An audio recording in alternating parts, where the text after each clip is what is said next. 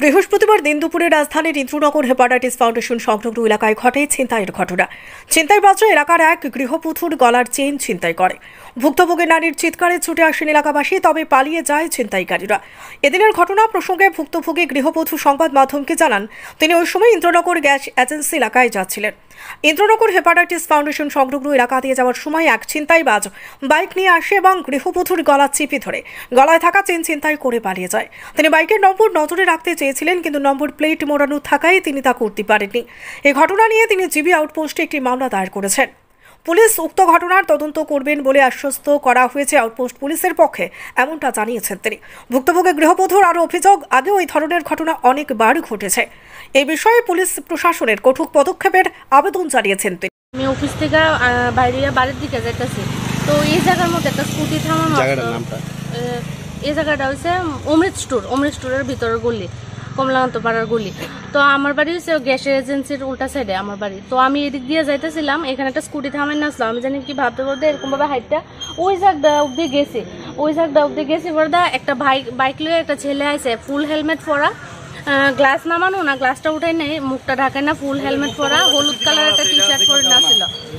তারপরে আমি ওই জায়গাটা গেছি বড়দা, হঠাৎ করে বাইকটা আমার পাশ দিয়ে স্লো করছে, করে আমার ঘাটটার মধ্যে এরকম ভাবে চিপ দিয়ে ধরছে বলতে আমি লড়তে পারতেছি না, ঘাটটা এরকম ভাবে ঘুরাইতে পারতেছি না। তবুও আমি চোখটা এরকম ভাবে ঘুরাইছি। এবার চোখটি বড় করে লাল করে আমার জানি কি একটা কইছে, আমি কথাটা বুঝছি না। তারপরে আমার ঘাটটার মধ্যে যে হাত দিয়ে ধরছে, বা হাত দিয়ে এই হাত দিয়ে আমার চেনটারে পেঁচাইছে, আমার চেনটা ধরতে পারতেছে না, আমার শার্টের কলারের লেগে আমার ধরতে পারতেছিল না।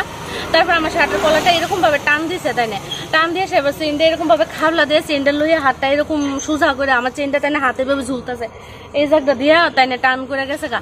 আমি এই করে যাইতেছি, এবার মহিলা জিজ্ঞেস করতেছে যে কি হয়েছে, আমি আমার চেন টান দিয়ে নিছে গা। তারপর চুর করে চিল্লি দেন, আমি দৌড়াইতেছি তাইনের পিছিয়ে চুর করে, কিন্তু রাস্তা তো একদম নীরব আসলো, কেউ আসিল না। তো বাইক লইয়া টান না গেছে গা। বাইক নাম্বার কি দেখতে পাচ্ছেন? বাইকের নাম্বার প্লেটটা মুড়ানো আছিল। আমি ভাবছি যে বাইকের নাম্বারটা ফলো রাখুম, কিন্তু বাইকের নাম্বার প্লেটটা মুড়ানো আছিল যে আমি দেখতে পারছি না। থানায় কি কমপ্লেইন করছেন? থানায় আমি জিবি আউটপোস্টে গিয়ে কালকে কমপ্লেইন করছি। আরো এরকম ঘটনা কালকে আরো 2টা হয়েছে। তো আমরা সাথে আরেকজন আইছে, আয়া কমপ্লেইন করছে। তো তারা কমপ্লেইন বলতে কোনো রাখছে না, লিখিত কিছু রাখছে না, শুধু আমার নাম, অ্যাড্রেস আর কোনখানে ঘটনাটা হচ্ছে ওইটা লেখা রাখছে। এমনি উনি কি একই ছিল বাইকে? না, বাইকে উনি একদম একই ছিল। বাইকটা কোন দিকে যাচ্ছিল? বাইকটা অমৃত স্টোর থেকে এদিক দিয়ে যাইতেছিল। ইন্দ্রনগর মানে অমৃত স্টোরের ভিতর দিয়ে, ইন্দ্রনগরের মেইন রোড থেকে? হ্যাঁ, ইন্দ্রনগরের মেইন রোড থেকে এদিকে আইছে। এই রোডটা কই যা? এই রোডটা তো গ্যাসের একটা রোড জায়গা আপনার নোয়াগাঁওর দিকে, আরেকটা রোড জায়গা ওই ডনবস্কুরের দিকে। আপনি কোন জায়গায় গেলেন? আমি গ্যাস এজেন্সির সামনে যাইলাম। কত টাকা আনুমানিক ক্ষয়ক্ষতি? এটা 1 ভরি আছিল আমার গলার চেনটা।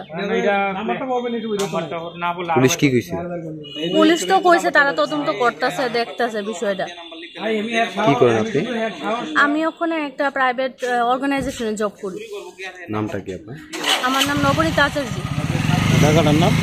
এই জায়গাটার নাম এটার তো ইন্দ্রনগর রয় হেপাটাইটিস ফাউন্ডেশনের সামনে।